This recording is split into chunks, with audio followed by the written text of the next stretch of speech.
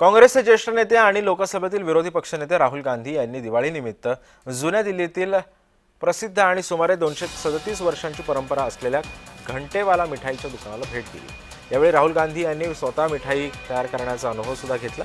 याबाबतचा एक व्हिडिओ सध्या सोशल मीडियावरती व्हायरल होत आहे।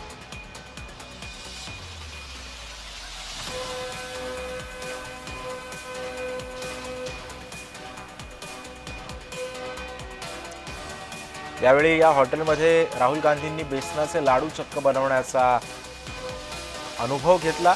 त्यावेळी त्यांनी स्वतः काही मिठाया सुद्धा या मिठाईच्या दुकानामध्ये त्यांनी बनवलेल्या होत्या। याचाच एक व्हिडिओ सध्या सोशल मीडियावरती तुफान व्हायरल झालेला आहे।